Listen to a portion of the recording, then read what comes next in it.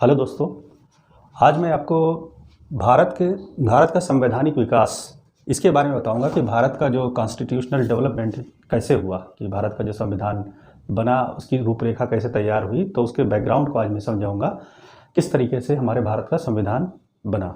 ठीक है, तो एक पहली चीज़ तो आप ये जान लीजिए कि जो संविधान है, जो भारत का संविधान है, वो एक जागता हुआ दस्तावेज है। मतलब एक जागृत किताब है कि मतलब ये किताब ऐसी नहीं है कि यूं ही लिख दी गई हो और हमेशा ऐसी रही। इसमें क्या है, संशोधन होता रहेगा हमेशा आगे तक। तो इसको जागता हुआ दस्तावेज भी कह सकते हैं। या एक तरीके से मान लीजिए ये ऑर्गेनिक किताब है, मतलब ऑर्गेनिक दस्तावेज है कि इसमें जैविक है, एक तरीके से जैविक दस्तावेज है। इसमें संशोधन हो सकता है। और ये most important law of nation भी बोला जाता है कि ये सारे जो कानून है, नियम कानून, उसका ये मतलब बेस है। इसलिए इसको most important law of nation भी बोलते हैं संविधान को। लेकिन आज हम इसके बैकग्राउंड पे चलेंगे। पहले हम समझेंगे ये बना कैसे और इसके पीछे रूपरेखा क्या रही, कैसे तैयार हुआ, इसके बारे में आपको बताते हैं। ठीक है, तो उसके लिए सबसे पहले हम पीछे बैकग्राउंड में चलेंगे कि भारत में किस तरीके से लोग आए, ठीक है, और क्या क्या हुआ, फिर संविधान हमारा बना। तो इसके लिए हम पीछे चलते हैं कि भारत में जो लोग, विदेशी लोग आए, उन्होंने भारत पर राज किया। राज करने के बाद फिर भारत आज़ाद हुआ तो फिर उसका संविधान बना। इसके बारे में पूरा डिटेल से हम आपको समझाते हैं आज थोड़ा सा कि कैसे क्या हुआ इसका, तो आपको समझ में आ जाएगा। तो सबसे पहले हम चलते हैं कि भारत में जो सबसे पहले जो विदेशी नागरिक आया था वो पुर्तगाली था। ठीक है, पुर्तगाली जो नागरिक था आया था वास्को डी गामा। 1498 ईस्वी में ये भारत आया। इसने भारत को एक तरीके से खोजा। ठीक है, लेकिन उससे पहले का जो बैकग्राउंड है कि इसने खोजा, तो क्यों खोजा, इससे पहले क्या हुआ, कि मतलब क्या पहले लोग नहीं आते थे यूरोपियन लोग भारत में? पहले भी आते थे, व्यापार चलता था। तो इसके लिए हम आपको जो है थोड़ा मैप से समझाते हैं कि कैसे क्या हुआ था। ठीक है, तो देखिए ज़रा, मैप से समझाते हैं। भारत का और यूरोपियन कंट्री के साथ व्यापार होता था बहुत पहले से ही। ठीक है, तो एक्चुअली में जो यूरोपियन कंट्री के साथ जो व्यापार होता था भारत का, ज़्यादातर मसालों का व्यापार होता था। आप अगर जो मैप में देखेंगे तो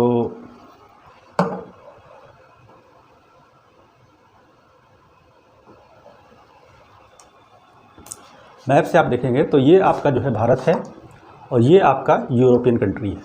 ठीक है, तो इनका आपस में व्यापार होता था भारत का और यूरोप के साथ। तो ये ज़मीनी रास्ते के साथ होता था, ज़मीनी रास्ते से। तो ये इस तरीके से आते थे। यहाँ पर आपका तुर्की है, तुर्की, फिर ईरान, फिर अफ़गानिस्तान। चूँकि इंडिया पाकिस्तान सब एक ही था उस वक्त, तो ईरान से हो करके भारत में आते थे, ज़मीनी रास्ते से अपना व्यापार करते थे। और यहाँ से जो चीज़ें आती थी भारत, और भारत से चीज़ें यहाँ जाती थी। ठीक है, तो भारत के जो मसाले थे वो काफ़ी फेमस थे। ठीक, और यूरोप में चूँकि ठंडक बहुत ज़्यादा पड़ती है, इसलिए इनको जो मीट खाते हैं ये लोग, मीट का जो सेवन करते हैं, नॉनवेज खाते हैं, उसमें मसाला लगा के खाते हैं। ये लोग मसाला लगा के रख देते हैं तो बहुत दिनों तक वो सेफ भी रहता है। और चूँकि जो मसाले हैं वो आयुर्वेद का काम करते हैं, मसाले खुद आयुर्वेद हैं। और इसमें खासकर जो काली मिर्च है वो इसका टेस्ट बढ़ा देती है मीट का। ठीक है, तो इन लोग को जो है, ये लोग मसाले के एडिक्टेड हो गए। एक तरीके से देखा जाए भारतीय मसालों के ये एडिक्टेड हो गए। तो इस रास्ते से ये लोग आते थे, व्यापार करते थे। बीच में जो टर्की पड़ता है, इसको अनातोलिया भी बोला जाता है टर्की को। इसका पहला नाम था अनातोलिया। ठीक है, तो टर्की जो था, इसमें यहाँ पर जो थी मुस्लिमों की हुकूमत थी, टर्की में मुसलमानों की हुकूमत थी। ये लोग यहाँ से जाते थे तो ये लोग बोले हमारे रास्ते से निकलेंगे तो आपको टैक्स देना पड़ेगा। ठीक है, तो काफ़ी टैक्स इन लोगों ने लगा दिया, जिसकी वजह से यूरोपीय लोगों ने इस रास्ते को छोड़ दिया जाने के लिए, कि मतलब इतना टैक्स देना पड़ेगा, बहुत महंगा पड़ जाएगा और कैसे लाएंगे। तो यूरोपियन कंट्री में जो कंट्री है आपकी स्पेन की जो महारानी थी वो एक नाविक था, इटली का नाविक था कोलंबस। ठीक है, तो कोलंबस जो था वो एक तरीके से डाकू था, एक समुद्री लुटेरा था। ठीक है, समुद्री लुटेरा था। तो इसको जो है स्पेन की जो महारानी थी, स्पेन की महारानी, वो कोलंबस को जो थी, ये जो लूटने उटने के लिए थोड़ा मदद करती थी और उसके बदले में कोलंबस इसको उसका हिस्सा देता था। ठीक है, फिर जब ये मसालों का व्यापार इधर से बंद हो गया तो इसने कहा, कोलंबस चूँकि अच्छा नाविक था ये और समुद्री रास्तों को जानता भी था, तो 1492 ईस्वी में इसने इसको सेट किया कि चलो तुम जो है जो भारत का जो है नया रास्ता ढूंढो, समुद्री मार्ग तो कोई ना कोई होगा ही, जब धरती सब एक दूसरे से जुड़ी हुई है तो कहीं ना कहीं भारत समुद्री मार्ग से मिल ही जाएगा। तो भाई इनको भेजा गया। इनको ये पता था कि भारत जो है पूरब साइड में है, चूँकि ये पश्चिम में है, पूरब में है, तो इन्होंने सोचा लाओ इधर से ही रास्ता चलते हैं। तो स्पेन से ये चले ऐसे और चल के फिर एक नई जगह यहाँ आ गए। यहाँ आने के बाद इनको लगा ये भारत है, क्योंकि उस समय अमेरिका था तो, लेकिन ये पता नहीं था इन लोगों को, इधर वालों को किसी को नहीं मालूम था इधर कोई अमेरिका कोई कॉन्टिनेंट है, ठीक है अमेरिका, लेकिन अमेरिका था पहले से ही, कोई खोजा नहीं गया अमेरिका, बताते भारत को खोजा, लेकिन खोजा जो कुछ नहीं गया, पहले से था वो। लेकिन उस रास्ते को जो है इन्होंने यूरोप को अमेरिका से जोड़ दिया एक तरीके से। तो जो यहाँ पर जगह खोजी इन्होंने, इसको कहा गया वेस्ट इंडीज़, चूँकि इंडिया से इंडीज़ बन गया और पश्चिम साइड में था इसलिए वेस्ट इंडीज़ बन गया। तो यहाँ पर कई एक जो द्वीप हैं जैसे जमैका है, बारबाडोस है, ठीक है, तो इस टाइप के जो द्वीप हैं उनको मिला करके एक कंट्री बनी है जिसको बोलते हैं वेस्ट इंडीज़, ठीक है। और वेस्ट इंडीज़ की टीम खेलती भी है, जानते ही हैं सब लोग, ठीक। तो चूँकि इंडिया के नाम पर और वेस्ट साइड का था इसलिए इसका नाम रख दिया वेस्ट इंडीज़। इसमें एक जगह एक टापू जो है बारबाडोस है। यहाँ पर बारबाडोस का जो राष्ट्रीय जो पशु है, जो वहाँ का जो प्रतीक है वो फ्लाइंग फिश है वहाँ की, ठीक है, मछली उड़ती है, वो पाई जाती है उस इलाके में, अटलांटिक महासागर में है, ये अटलांटिक महासागर है, इससे होकर के गए थे, तो इन्होंने खोजा, ठीक है, कोलंबस ने। फिर उसके बाद चूँकि इंडिया मिले ही नहीं इनको, फिर वापस आ गए। फिर उसके बाद इनके जो पड़ोसी थे पुर्तगाली, उन्होंने कहा वो गया था रास्ता खोज नहीं पाया, अब चलो दूसरा कोई भेजा जाए नाविक। तो एक वास्को डी गामा जो थे, ये भी बहुत अच्छे नाविक थे, इनको सेट किया गया और पुर्तगाल वालों ने अपनी तरफ से इनको वास्को डी गामा को भेजा। लेकिन वास्को डी गामा चूँकि जो कोलंबस गलती कर चुके थे, सीधे ऐसे गए थे, तो इन्होंने सोचा कि ऐसे ना जाएँ और अफ्रीका के कोस्टल एरिया में इस तरीके से होकर के जाएँ हम, ठीक है, अफ्रीका से के किनारे किनारे चलेंगे, ठीक। उसके बाद यहाँ पर पड़ता है केप ऑफ गुड होप, इस जगह पे पड़ता है केप ऑफ गुड होप, ठीक, ये है यहाँ पर केप ऑफ गुड होप, क्योंकि अफ्रीका की जो राजधानी वो केप टाउन है, जानते हैं, वो भी केप से ही बनी है। तो केप ऑफ गुड होप यहाँ पर ये आए, यहाँ पर ये टापू है, एक छोटा सा टापू है, केप ऑफ गुड होप बोला जाता है। तो यहाँ पर रुक गए। अब इनको समझ में नहीं आया किधर जाएँ, इधर आपका हिंद महासागर, इधर अटलांटिक महासागर, दोनों तरफ सागर। तो यहाँ पर एक व्यापारी जो थे इंडिया के, वो यहाँ आते थे इस साइड में, यहाँ व्यापार करने इंडिया से, और चूँकि ये हिंदुस्तान के थे तो इनकी मुलाकात हो गई इनसे वास्को डी गामा से। तो इनसे पूछा कि भाई हिंदुस्तान है जहाँ पर मसाले वगैरह फेमस है और कहाँ पर पड़ता है, तो बोले चलो हम रास्ता बताते हैं। तो ये फिर यहाँ से इनको इस रास्ते से इंडिया लाए और ये केरल में कालीकट में पहुँचे वहाँ पर वास्को डी गामा, और जहाँ पर इनका बहुत गर्मजोशी से स्वागत हुआ। वहाँ पर उस समय जो हुकूमत चल रही थी वो जमोरिन की थी, ठीक है, जमोरिन ने इनका स्वागत किया वास्को डी गामा का, और इनकी बढ़िया आवभगत हुई काफ़ी, देखा बढ़िया विदेश से आए, हेट वेट लगाए हुए, बढ़िया टाई वाई पहने हुए, तो इनका काफ़ी स्वागत हुआ यहाँ और रुके। फिर उसके बाद इन्होंने अपने जो साथ सामान अमल ले गए थे उनको दिया, वहाँ से मसाले लिए, मसाले लेके फिर इस रास्ते ही से ही वापस ऐसे करके और पुर्तगाल आ गए ऊपर, ठीक। तो इस रास्ते को जो इन्होंने खोजा वास्को डी गामा ने, इसको केप ऑफ गुड होप भी बोला जाता है, इस रास्ते को केप ऑफ गुड होप बोला जाता है, ठीक है। बाद में क्या हुआ, ये रास्ता था बहुत लंबा, ठीक, ये रास्ता बहुत लंबा था, करीब काफ़ी लंबा रास्ता था। तो बाद में जो है इसको थोड़ा शार्ट करने के लिए यूरोपियों ने एक नया रास्ता खोजा। ये आपका मेडिटेरियन सी है, भूमध्य सागर है, और ये आपका लाल सागर है। तो यहाँ पर पड़ता है मिस्र। तो हुआ ये कि मिस्र में जो ज़मीनी रास्ता है ये थोड़ा सा खोद दिया जाए तो दोनों समुद्र आपस में मिल जाएंगे। तो इसको खोद के एक चैनल टाइप का बनाया गया, उसको हम कहते हैं सुएज नहर। तो सुएज नहर का निर्माण जो किया गया यहाँ पर मिस्र के इलाके में किया गया है, भूमध्य सागर और लाल सागर को जोड़ दिया गया। और तो क्या हुआ, यूरोपीय लोग जो इतना लंबा रास्ता तय करते थे, यहाँ से ऐसे जाते थे भारत में, तो वो यहाँ से सुएज नहर से हो करके सीधे इस तरीके से भारत आ गए। भारत से इधर इंडोनेशिया निकल गए, ठीक है, म्यांमार है, सब ये जो जितने कंट्री इस तरफ जो साउथ ईस्ट एशिया के कंट्री है, थाईलैंड है, ये आपका म्यांमार है, मलेशिया है, इंडोनेशिया है, ठीक है, यहाँ से व्यापार करने लगे और भारत आने लगे। तो ये रास्ता करीब 8-9 हज़ार किलोमीटर का रास्ता, इनका इतना लंबा जो रास्ता था ये कम हो गया, ठीक है। अब ये सुएज नहर जो है मिस्र के अंडर में आती है, तो वो लोग इसका चार्ज वगैरह लेते हैं, लेकिन इससे काफ़ी शॉर्ट हो गया। इसी तरीके से यहाँ पर भी एक नहर बनी है, यहाँ पर पनामा एक देश है पनामा, तो अटलांटिक महासागर और ये प्रशांत महासागर दोनों को जोड़ती है पनामा नहर ये, ठीक है। पहले क्या होता था, इधर के लोग या यूरोप के लोग जब उधर जाना हो इस साइड, तो पूरा ये इधर से घूम के जाएंगे, साउथ अमेरिका से हो करके इधर जाते हैं। अब यहाँ पर एक झील टाइप की थी, वो झील को जो है चैनल बना दिया गया, जोड़ दिया गया, तो पनामा नहर यहाँ है, अटलांटिक महासागर और प्रशांत महासागर को जोड़ती है, ठीक है। तो फिलहाल हम अभी भी संविधान चूँकि पढ़ रहे हैं तो उस पर चलेंगे, और इसके बैकग्राउंड को थोड़ा हमने इसीलिए समझा दिया कि पुर्तगाली जो थे उसने भारत को, वास्को डी गामा ने भारत की खोज की, ठीक। अब चलते हैं हम अपने मेन संविधान को समझने। ये थोड़ा सा हिस्ट्री का थोड़ा पॉइंट था, इसलिए आपको बता दिया। और हमने बताया था आपको जब पॉलिटी पढ़ना हो तो हिस्ट्री आना बहुत ज़रूरी है, ठीक है। जब तक हिस्ट्री नहीं पता होगी तब तक कि आपको पॉलिटी समझ में नहीं आएगी, और हिस्ट्री तब समझ में आएगी जब आपको ज्योग्राफी समझ में आएगी, ज्योग्राफी समझ में आएगी तो हिस्ट्री समझ में आएगी, हिस्ट्री समझ में आएगी तो पॉलिटी समझ में आएगी। यानी तीनों सब्जेक्ट एक दूसरे से कनेक्टेड है। हिस्ट्री, ज्योग्राफी और पॉलिटी बहुत ज़बरदस्त कनेक्टेड हैं तीनों आपस में, तो तीनों को समझना बहुत ज़रूरी है, ठीक है। उसके बाद जब पुर्तगाली यहाँ आ गए इंडिया में, तो पुर्तगाली लोग यहाँ पर राज करने लगे, ठीक है। अच्छा, कहा जाता है कि मर्केंटलिज्म जो है, वणिकवाद, वो कहीं ना कहीं साम्राज्यवाद को जन्म देती है, ठीक है। यानी वणिकवाद जो है, वणिकवाद, मर्केंटलिज्म, ये साम्राज्यवाद को जन्म देती है। और साम्राज्यवाद से उपनिवेश पैदा होता है, उपनिवेशवाद, ठीक है, कॉलोनिज्म। तो जब पुर्तगाली यहाँ पर आने जाने लगे, फिर धीरे धीरे करके इन्होंने अपना बस्तियाँ स्थापित कर दी और अपना राज करने लगे यहाँ पर, ठीक। तो जब यहाँ पर ये रहने लगे तो यहाँ पर जो यूरोपियन कंट्री के और कंट्री हैं, जैसे आपका डच है यानी हॉलैंड, ठीक है, डेनिश है, डेनमार्क, ठीक, आपका जो है अंग्रेज़ हैं, इंग्लैंड के लोग, ठीक, फ्रांस के लोग, ठीक है, ये लोग भी। अब चूँकि उस समय इंडिया को एक सोने की चिड़िया माना जाता था, यहाँ बहुत ज़्यादा हीरे जवाहरात और मसाले वगैरह सब थे, तो पूरी दुनिया में इंडिया को एक सोने की चिड़िया माना जाता था। यहाँ पर बहुत ज़्यादा अकूत संपत्ति जो है, ठीक है। तो और ज़्यादा रिसोर्सेज भी थे, जो नेचुरल रिसोर्सेज हैं वो भी यहाँ बहुत ज़्यादा थे, ठीक। तो इन लोग को ये हुआ कि जो वणिकवाद में ये होता है कि ज़्यादा से ज़्यादा रिसोर्सेज अपने पास जो इकट्ठा कर लो, ठीक है, और मालदार हो जाएंगे। पहले भी हमने बताया था जब मालदार हो जाता है आदमी तो उसकी कहीं ना कहीं वैल्यू बढ़ जाती है। तो वणिकवाद में भी यही है कि ये लोग सब रिसोर्सेज कमाने के लिए यहाँ आए, बिजनेस करने के लिए आए। उसके बाद क्या हुआ, इन लोगों ने साम्राज्यवाद स्थापित किया यहाँ पर, फिर उसके बाद उपनिवेश बना लिया, ठीक। तो जब ये सब आए यहाँ, उससे तो जब पुर्तगाली भी थे, डच भी थे, डेनिश भी थे, अंग्रेज़ थे, फ्रेंच थे, फिर आपस में सब में घमासान हुआ। उसके बाद अंग्रेज़ ही यहाँ बचे, ठीक है। तो चूँकि अंग्रेज़ यहाँ पर बचे तो इन्हीं की हुकूमत चली, ठीक। उन्हीं से हम लोगों ने लड़ाई लड़के फिर आज़ादी पाई, ठीक है, अंग्रेज़ों से। तो अंग्रेज़ के बारे में थोड़ा सा आपको बता देते हैं बैकग्राउंड कि अंग्रेज़ यहाँ किस तरीके से राज करने आए, क्या था अंग्रेज़ों के पीछे बैकग्राउंड, और उन्हीं से ही हमको आज़ादी मिली और वहीं से संविधान हमारा निर्माण हुआ। तो अंग्रेज़ के बैकग्राउंड पर चलते हैं। तो इसमें अंग्रेज़ में जो इंग्लैंड की जो महारानी थी एलिजाबेथ फर्स्ट, इन्होंने 1600 में ईस्वी में एक कंपनी बनाई, ईस्ट इंडिया कंपनी। जैसे इस समय यहाँ पर रिलायंस चल रही कंपनी है, अंबानी की है, तो इस तरीके से ईस्ट इंडिया कंपनी थी, ये कंपनी बनी।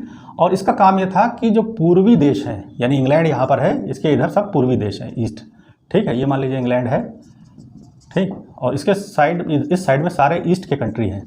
तो इन देशों में व्यापार करने के लिए एक कंपनी बनाई गई जिसको बोला था ईस्ट इंडिया कंपनी। इसकी स्थापना 1600 में हुई थी, ठीक है। और इसको जो वहाँ की जो गवर्नमेंट थी, इंग्लैंड की गवर्नमेंट, उसने संरक्षा दी थी कि तुम व्यापार करो, और अगर जो कोई परेशान करेगा तो हमारे सैनिक वहाँ जाएंगे, उनका सब मार कूट के बराबर कर देंगे, ठीक है, तुम लोग व्यापार करो, इसके बदले में हमको टैक्स देते रहना, हमको पैसा देते रहना, हिस्सा देते रहना। तो बोले ठीक है।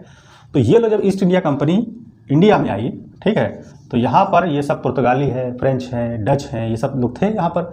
तो इनकी लड़ाई हुई, लास्ट में सबसे आखिर में जो थे फ्रांसीसी लोग वो बाहर गए, ठीक है। अब पूरे हिंदुस्तान में अंग्रेज छा गए, इनकी हुकूमत हो गई, ठीक। और हुकूमत जो इनकी स्टार्ट हुई तो इसमें दो युद्ध जो बहुत इंपॉर्टेंट है आपके, एक आपका है प्लासी का युद्ध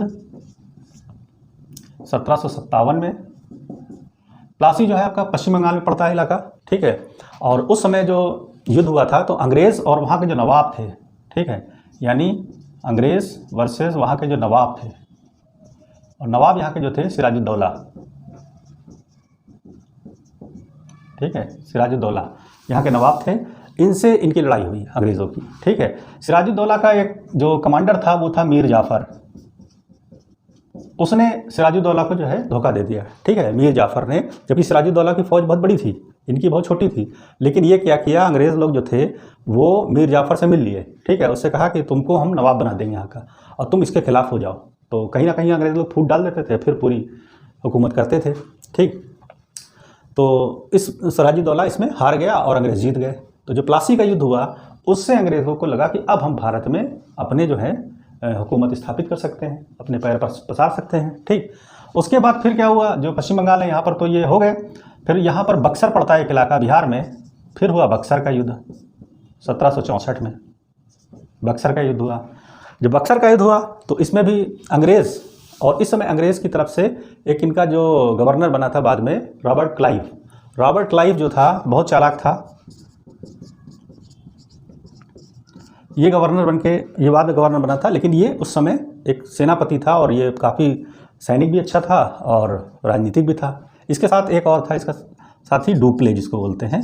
तो इन लोगों ने मिल करके बक्सर की लड़ाई में वो किया, और अंग्रेज़ और उस समय जो यहाँ के जो मुग़ल बादशाह थे शाह आलम द्वितीय, वो प्लस अवध के नवाब और बंगाल के नवाब, ठीक है। अवध और बंगाल के नवाब जो थे वो लोग, और अंग्रेज़ों से लड़ाई हुई, और शाह आलम द्वितीय जो था वो मुग़ल बादशाह था, लेकिन उसकी कोई वैल्यू ही नहीं थी उस समय। अंग्रेज़ जब से वो औरंगज़ेब की डेथ हुई उसके बाद से तो मुग़ल काल बिल्कुल से उसका पतन होता चला गया, ठीक है। तो बक्सर के युद्ध में जो था अंग्रेज़ और वर्सेस मुग़ल बादशाह और नवाब जो बंगाल के थे और जो अवध के नवाब थे, इनसे मिल करके लड़ाई हुई, ठीक है। तो बक्सर का युद्ध भी अंग्रेज़ों ने जीत लिया। अब अंग्रेज़ों ने जैसे ही ये युद्ध जीता उसके बाद तो पूरे हिंदुस्तान पे इनकी हुकूमत छा गई, ठीक है। और हुकूमत छाने के बाद फिर ये हुआ कि रॉबर्ट क्लाइव जो थे गवर्नर बने यहाँ के, और रॉबर्ट क्लाइव फिर 1767 में इंग्लैंड वापस चले गए रॉबर्ट क्लाइव। और उस वक्त तक जो ईस्ट इंडिया कंपनी थी, इसकी जो थी नींव हिंदुस्तान में बहुत मजबूत हो गई, ठीक है, ईस्ट इंडिया कंपनी की। अब ईस्ट इंडिया कंपनी ने सोचा अब हिंदुस्तान पे तो मेरा हुकूमत हो ही गई है, ठीक, तो क्यों ना अब इसको जो है थोड़ा सिस्टमेटिक ढंग से चलाया जाए हिंदुस्तान को।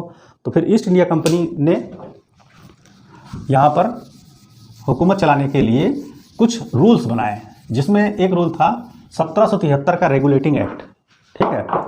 1773 का रेगुलेटिंग एक्ट बनाया, और उसके तहत यहाँ का जो गवर्नर बनाया, जो पहला गवर्नर बना वो बंगाल का गवर्नर था, और वॉरेन हेस्टिंग को बनाया। वॉरेन हेस्टिंग्स जो था ये पहला गवर्नर हिंदुस्तान का बना था, वो भी बंगाल का बना था, ठीक है। 1773 में एक एक्ट लाया जिसको बोला था रेगुलेटिंग एक्ट। रेगुलेटिंग एक्ट के तहत बंगाल का गवर्नर बनाया गया और अपनी हुकूमत स्टार्ट की, ठीक है। उसके बाद फिर क्या हुआ कि ये लोग जो थे थोड़े थोड़े समय के बाद नए नए एक्ट लाते रहते थे कि लोगों की हुकूमत करी जाएगी तो ये नियम कानून होंगे। तो इसके बाद एक पिट्स थे, उन्होंने अपना एक वो रूल बनाया, तो उसको 1784 का पिट्स इंडिया एक्ट बोला जाता है। पिट्स इंडिया एक्ट आया, ठीक है। 84 के बाद 1793 में एक एक्ट लाई है, ठीक है। 93 के बाद 1813 में लाए, ठीक। 1813 के बाद 1833 एक्ट आया यहाँ पर, 1833 के बाद 1853, ठीक है। 1853 का एक्ट आया ईस्ट इंडिया कंपनी के द्वारा। इतने एक्ट यहाँ पर हिंदुस्तान में आए, इसके तहत यहाँ पर काम हुआ। कुछ चार्टर कहलाते हैं, कुछ अधिनियम, कुछ भारत सरकार अधिनियम कहलाते हैं, तो ये सब एक्ट ही थे, ठीक। इसके जो एक्ट वगैरह हैं ये सब अलग से वीडियो बना करके आपको डिटेल में समझा देंगे एक जगह पर कि कैसे क्या है और किस एक्ट में क्या क्या था, ठीक है, क्या क्या उसकी खूबियाँ थी, एग्जाम में ये पूछा जाता है, इसलिए आपको इसके बारे में हम बाद में बता देंगे, ठीक है। अब यहाँ तक पहुँचते पहुँचते हिंदुस्तान के जो लोग थे वो काफ़ी होशियार हो गए, मतलब थोड़ा सा उनका ये हुआ कि यार ये लोग तो हुकूमत कर रहे हैं। और वो भी बताया किसने, वो दादा भाई नौरोजी थे, जिनको ओल्ड मैन बोला जाता है। ये इंग्लैंड गए, इनको इंग्लैंड बुलाया गया, दावत दी गई कि भाई यहाँ आइए और आपको जो है मीटिंग वगैरह होगी, वहाँ जाएंगे। तो जब ये वहाँ गए तो इन्होंने देखा कि यार ये अंग्रेज़ लोग जो हैं ये कहते कुछ और हैं, करते कुछ और हैं, ठीक है। हम लोग को यहाँ कैसे समझा देते हैं और ये इनकी नीतियाँ तो बड़ी गलत हैं यहाँ पर। तो यहाँ जब आए तो लोगों को बताएं कैसे, तो इन्होंने एक किताब लिखी un British rule in India, ठीक है। Un British rule in India करके इन्होंने एक किताब लिखी। उस किताब के तहत लोगों को बताया कि यार अंग्रेज़ लोग तो हमें को बहुत ज़्यादती कर रहे हैं, ये तो शोषण कर रहे हैं हमारा, तो एक्सप्लॉइटेशन कर रहे हैं। तब इंडिया में जो है भावना जागृत हुई कि इनको मतलब यहाँ से भगाया जाए, ठीक। तो 1853 जब एक्ट आया उसके बाद फिर 1857 में पहला विद्रोह हुआ अंग्रेज़ों के खिलाफ, ये सबको पता ही है। और विद्रोह हालांकि ये कामयाब नहीं हुआ था, लेकिन एक ना कहीं चिंगारी फैल गई। यानी 1757 में जब प्लासी का युद्ध हुआ और उसके बाद 1857 यानी 100 साल तक तो हम लोग जान ही नहीं पाए अंग्रेज़ों को कि ये हमारा शोषण कर रहे हैं, हमारा एक्सप्लॉइटेशन कर रहे हैं। मतलब हम लोग इतने टॉलरेंट लोग हैं हिंदुस्तानी लोग कि इनको 100 साल तक समझ ही नहीं पाए कि ये लोग क्या कर रहे हैं, कि मतलब हमारे साथ जाति कर रहे हैं। हम लोग तो समझते थे यही हमारे माई बाप हैं अंग्रेज़ लोग, ठीक है। तो हम लोग इनको सब अपना माई बाप समझते थे अब तक के। लेकिन दादा भाई नौरोजी ने हम लोग को समझाया कि नहीं, ये लोग हमारा शोषण कर रहे हैं, अब इनको भगाया जाए कैसे भी यहाँ से, ठीक है। तो 1857 में फर्स्ट विद्रोह हुआ, लेकिन विद्रोह कामयाब नहीं हुआ। अब कहीं ना कहीं इस विद्रोह की बात जो थी वो महारानी को पहुँच गई है। महारानी का मतलब क्राउन, जो वहाँ का ताज था, ठीक है। वहाँ की सरकार को पता लग गई कि ईस्ट इंडिया कंपनी अब सही से चला नहीं पाएगी ये हिंदुस्तान को, और हमारी तो बड़ी बेइज्जती हो जाएगी, छिन जाएगा, ठीक है। और उस समय तक जो था अंग्रेज़ों की हुकूमत पूरे वर्ल्ड में फैल चुकी थी, काफ़ी इन्होंने कॉलोनी बना ली थी अपनी अलग अलग जगहों पर पूरी दुनिया में। तो हिंदुस्तान सब उसमें से मेन था, ठीक है। और तो ये हुआ कि भाई ये लोग अब चला नहीं पाएंगे, तो कंपनी से जो शासन था वो क्राउन ने अपने हाथ में ले लिया, ठीक है, छीन लिया। और 1858 में एक एक्ट लाए और उस समय जो यहाँ पर गवर्नर था लॉर्ड कैनिंग जो था यहाँ का गवर्नर था उस समय। और चूंकि ये गवर्नर का पद था तो जब पूरा सिस्टम इन्होंने चेंज किया, ईस्ट इंडिया कंपनी से अपने हाथ में ले लिया सरकार, मतलब सत्ता पूरी अपने हाथ में ले ली, तो कैनिंग को गवर्नर तो रहने दिया लेकिन इस पद का नाम बदल दिया और इसको कर दिया वायसराय का पद, ठीक है। तो कैनिंग जो थे यहाँ के इंडिया के पहले वायसराय बने, अंतिम गवर्नर, देखा जाए तो ईस्ट इंडिया कंपनी के अंतिम गवर्नर और इंग्लैंड की सरकार के पहले वायसराय कैनिंग बने, ठीक है। और 1858 में एक एक्ट लाए यहाँ की जो सरकार थी इंग्लैंड की, और एक्ट ला करके फिर यहाँ से रूल स्टार्ट किया। अच्छा, 1857 की जब जंग हुई तो उस समय बहुत से लोग मारे गए, काफ़ी लोग थे, उन लोगों ने योगदान दिया अपना। और जब हार गए तो अंग्रेज़ों ने सोचा कि यार ये लोग तो जागरूक तो हो ही गए हैं, तो यहाँ की जो सरकार थी इंग्लैंड की उसने इन लोग से कहा, इंडिया वालों से, कि तुमको बताओ, तुम्हारे ऊपर हमको हुकूमत तो करनी ही करनी है, अब ये बताओ हुकूमत कैसे करें, तलवार के ज़ोर पे करें कि कलम के ज़ोर पे करें। तो जो थे यहाँ के जो लोग थे वो बोले भाई तलवार के ज़ोर पे मत करो, कलम के ज़ोर पे कर लो। हालांकि कलम के ज़ोर पे ऊपर हुकूमत करना ज़रा थोड़ा मुश्किल होता है, ठीक है, और तलवार के ज़ोर पे होता कहीं ज़्यादा मार काट करेंगे ये लोग, ठीक है। तो कलम के ज़ोर के ऊपर हुकूमत यहाँ स्टार्ट हुई, यानी हम नए नए रूल लाएंगे तुम्हारे लिए, वो होता रहेगा, ठीक है। तो 1858 में एक ये एक्ट लाए, उसके तहत उन्होंने स्टार्ट किया, ठीक है। अब 1858 के बाद फिर आया 1861 का एक्ट, ठीक है। 1861 के बाद 1892, 1892 के बाद 1909, 1909 के बाद 1919, 1919 के बाद 1935, 1940, 1942, ठीक है, 1946 और 1947, इतने एक्ट आए, ठीक है। 1941, 1861, 1892, 1909, ठीक है, 1919, ठीक है, 1935, 1940, इसको अगस्त प्रस्ताव भी बोला जाता है, और 1942, ठीक है, और क्रिप्स मिशन था ये, और 1946 कैबिनेट मिशन था, और 1947 माउंटबेटन योजना, ठीक है। और उसके बाद भारत आज़ाद हो गया, आज़ाद होकर के फिर यहाँ का संविधान बनाया गया, ठीक है। तो ये पूरा जो है बैकग्राउंड है संविधान बनने का भारत का, ठीक। तो इस तरीके से संविधान बनना, मतलब पीछे का जो बैकग्राउंड है वो हमने आपको बता दिया, लेकिन ये चार्टर वगैरह ये अलग से वीडियो बना करके आपको समझा देंगे, ठीक है। अब हम अपने संविधान पे आते हैं कि संविधान, तो जब 1946 आया, कैबिनेट मिशन आया, तो इसने भारत में संविधान बनाने के लिए वो रखा, और उसी समय 2 नेशन थ्योरी भी स्टार्ट हो गई, पाकिस्तान अलग हो गया, पिछले वीडियो में हम आपको समझा चुके हैं किस तरीके से था, ठीक है। अब हमारा जो संविधान बनना था, तो वो संविधान जो बना था हमारा, और उसकी जो संविधान सभा थी वो संविधान सभा बनी,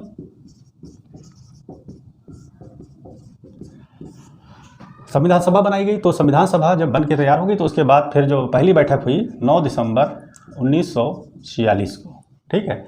और इसमें जो थे, इसके जो बुजुर्ग नेता थे, इनमें जो सबसे वरिष्ठ नागरिक थे वो थे सच्चिदानंद सिन्हा, तो उनको इसका अस्थायी अध्यक्ष बनाया गया, सच्चिदानंद सिन्हा को अस्थायी अध्यक्ष बनाया गया। 2 दिन के बाद 11 दिसंबर को 1946 को डॉक्टर राजेंद्र प्रसाद को इसका स्थायी अध्यक्ष बना दिया गया, ठीक है। उसके 2 दिन के बाद 13 दिसंबर को जवाहरलाल नेहरू ने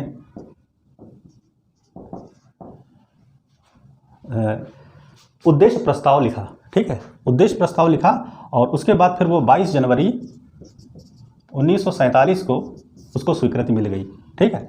13 दिसंबर 1946 को जवाहरलाल नेहरू ने उद्देश्य प्रस्ताव लिखा, और उसके बाद 22 जनवरी 1947 को इसकी स्वीकृति मिल गई और संविधान बनने की प्रोसेस स्टार्ट हो गई, ठीक है। लेकिन ये जो संविधान सभा जो बनी थी, तो उस समय यह हुआ कि जो भारत का संविधान है वो लोगों का होना चाहिए, क्योंकि डेमोक्रेटिक कंट्री बन रही थी, भारत एक लोकतांत्रिक देश बन रहा था, ठीक है। और तो ये हुआ कि लोगों के द्वारा संविधान बने। अब लोग, इतनी जनसंख्या भारत की, तो कैसे सब एक साथ बना दे, तो ये हुआ कि जो संविधान सभा बनेगी, कॉन्स्टिट्यूएंट असेंबली जो बनेगी, तो इसमें 389 सीटें रखी गई, यानी 10 लाख जनसंख्या पर एक सीट, यानी उस समय 10 लाख की जनसंख्या पर एक सीट रखी। जैसे लोकसभा की सीट होती है तो वैसी एक सीट थी संविधान सभा में, यानी पूरे इंडिया को पूरा जो असेंबली बनी तो उसमें 389, यानी 10 लाख पे एक सीट रखी गई। तो अगर जो 389 सीटें थी तो उस समय इस देश की जनसंख्या मान लीजिए 38.9 करोड़ थी, ठीक है। उस समय इस देश की जनसंख्या 38.9 करोड़ रही थी, ठीक है। तो इसीलिए 389 सीटें बनी। अब 389 सीटें संविधान सभा में रखी गई कि भाई ये सब इंडिया के जो लोग हैं उनके सारे ये नुमाइंदे हैं, उनके मतलब प्रतिनिधि हैं ये लोग, और ये बनाएंगे ठीक है, जैसे लोकसभा का जो मेंबर होता है, MP होता है, वो पूरी जनसंख्या का प्रतिनिधित्व करता है। ठीक है, तो इसी तरीके से जैसे इस समय 545 लोग हैं हमारे लोकसभा में, तो 545 लोग पूरे इंडिया से लिए जाते हैं। ठीक है, 543 + 2। ठीक, तो उस समय 389 लोग थे। चूँकि उस समय भारत, पाकिस्तान, बांग्लादेश सब एक में ही था। ठीक, तो सारे लोग लिए गए। फिर क्या हुआ, 1947 में क्या हुआ, पाकिस्तान अलग हो गया। जब पाकिस्तान अलग हो गया तो मुस्लिम लीग की जो सीटें थी वो पाकिस्तान में चली गई। तो उनकी जो सीटें थी वो 90 सीटें थी, वो पाकिस्तान चली गई, तो बची 299। ठीक है, अब 299 मेंबर्स ने संविधान सभा पे काम करना स्टार्ट किया। ठीक है, उसके बाद बना। तो यहाँ पर क्या हुआ, जो संविधान सभा बनी थी तो इसमें जो संविधान निर्माण वाली जो समिति थी उसको प्रारूप समिति बोलते हैं। ठीक है, और प्रारूप समिति जो थी उसका जो अध्यक्ष बना था वो B.R. अम्बेडकर को बनाया गया। ठीक है, लेकिन प्रारूप समिति जब बनी थी तो संविधान निर्माण के लिए बनी कि संविधान लिखा जाएगा। तो अम्बेडकर जी बोले कि हम किस पर काम करें कि हमको इसका कोई ड्राफ्ट बना के दिया जाए प्रारूप का। तो इसका ड्राफ्ट बनाने के लिए उस समय जो कानून के जो बहुत अच्छे जानकार थे वो थे B.N. राव। ठीक है, इनको बोला जाता है संवैधानिक सलाहकार भी बोला जाता है। ठीक है, ये संवैधानिक सलाहकार थे, इन्होंने मतलब सलाह दी कि इस तरीके से आपको बनाना है संविधान। तो ड्राफ्ट इन्होंने तैयार किया, B.N. राव ने। पिछले वीडियो में बता चुके हैं कि किस तरीके से इन्होंने बनाया। तो इन्होंने जब ड्राफ्ट बना के जो तैयार किया B.N. राव ने, तो अक्टूबर 1947 में इन्होंने ड्राफ्ट बना के जो पहला प्रारूप था बना के दिया, और उसमें लगभग 243 आर्टिकल थे, 243 अनुच्छेद और 13 अनुसूचियाँ थीं।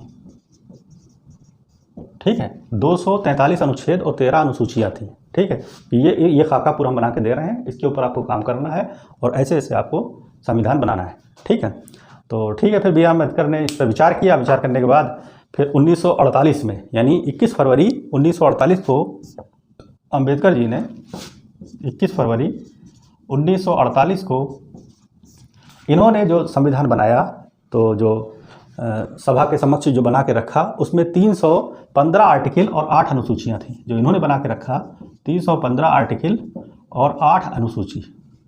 ठीक है, अभी आपको अनुसूची वगैरह सब समझा देंगे, आर्टिकल थे। ठीक, फिर उसके बाद जो ये बना के रखा तो इस पर वाचन स्टार्ट हुआ। ठीक है, तो इसमें संविधान में हमारे जो संविधान बनने में 3 वाचन हुए। ठीक है, वाचन 3 हुए, कौन कौन से एग्जाम में पूछ लिए जाते हैं। ठीक है, तो जो पहला वाचन था वो 4 नवंबर से 9 नवंबर के बीच में 1948 में हुआ। पहला वाचन जो हुआ 4 से 9 नवंबर 1948 में हुआ पहला वाचन। ठीक है, फिर दूसरा वाचन जो हुआ वो 15 नवंबर से लेकर के और 17 अक्टूबर 1949 तक चला। ठीक है, ये वाचन हुआ।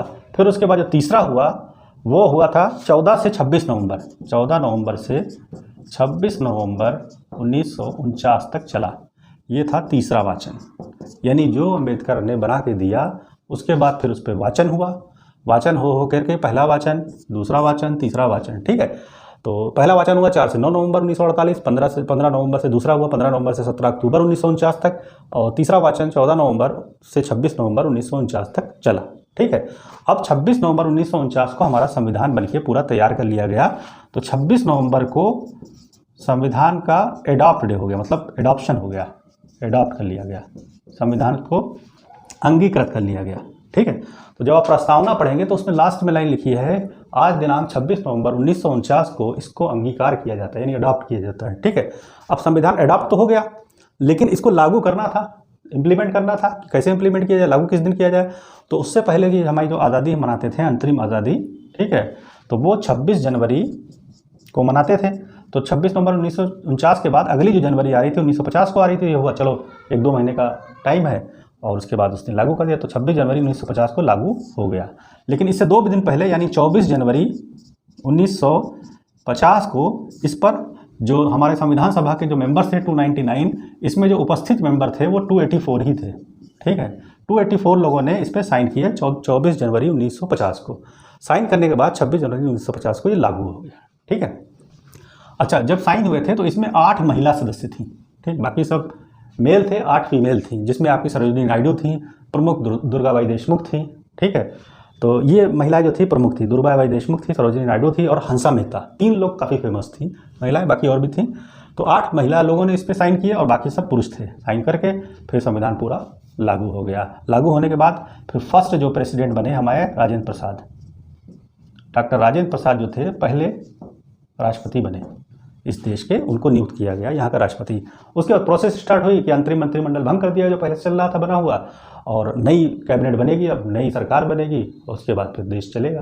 तो चुनाव हुए, चुनाव करके फिर जो है नई सरकार बनी, तो उसके प्रधानमंत्री जवाहरलाल नेहरू बने। ये सब हम आगे आपको बताएंगे, ठीक। लेकिन जो संविधान बना तो इसको बनने में कितना टाइम लगा, ये सब चीज़ थोड़ी सी आपको बता देते हैं ताकि आपको आइडिया हो जाए कि क्या क्या था। तो संविधान जब बना था तो बनने में पूरा टाइम जो इसको लगा था 2 साल 11 महीने 18 दिन, ठीक है।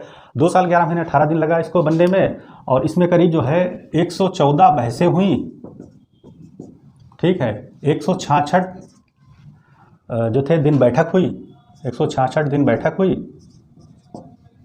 114 बहसें हुई, 166 दिन बैठक हुई, और 12 इसके अधिवेशन हुए, 12 अधिवेशन हुए इसके, ठीक है। टोटल मिला के 12 अधिवेशन हुए। और जब ये तैयार हो गए, अच्छा ये तैयार तो हो गया था पहले ही, लेकिन इसको लिखने के लिए जो था टाइम लगे थे करीब 6 महीना। इसको हाथ से लिखा गया था, इस संविधान को, भारत के जो संविधान को हाथ से लिखा गया था, तो 6 महीना लग गया था पूरा इसको लिखने के लिए।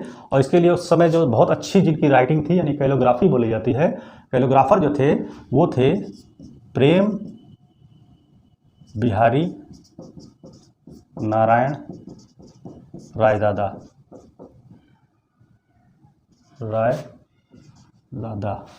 ठीक है। प्रेम बिहारी नारायण रायदादा जो थे उन्होंने इसको लिखा, और इन्होंने इसको 2 लैंग्वेज में लिखा, हिंदी और इंग्लिश, ठीक है। दोनों लैंग्वेज में लिखा, और इन्होंने इंक वाले पेन से लिखा था, निब जो थी इंक वाली थी निब, और उससे इन्होंने लिखा।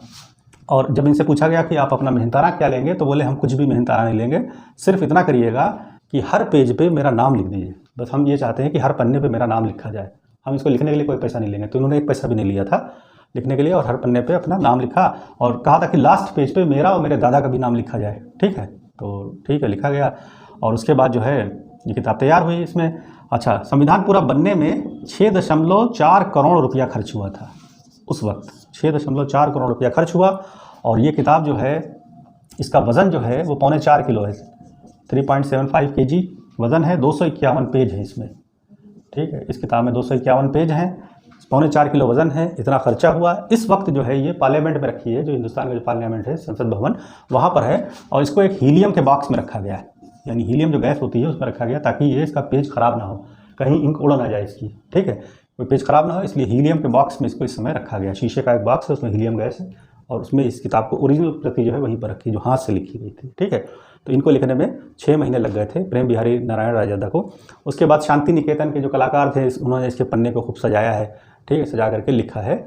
और इसमें जो जब बन के तैयार हुई, तो उसमें उस समय 395 अनुच्छेद थे, यानी आर्टिकल, और 8 अनुसूचियाँ थी,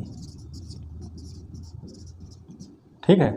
और वर्तमान समय में अनुसूचियाँ बढ़ के हो गई हैं 12, और आर्टिकल जो है गिनती तो 395 है, लेकिन ABCD इसमें बढ़ गया है, ठीक है, यानी इसका क्लास बढ़ गया है, ABCD बढ़ करके वो करीब 470 के आसपास इस समय हो गया है, ठीक है, लेकिन गिनती 395 ही है।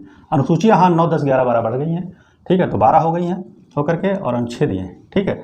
अब अनुच्छेद जो है वो इसके लॉज हैं, मतलब एक एक पॉइंट के हैं अनुच्छेद, और उसमें क्लास, सब क्लास बनाया गया जब ये किताब बनी, तो वही। और अनुसूचियाँ जो है वो क्या है वो आपको बता देते हैं।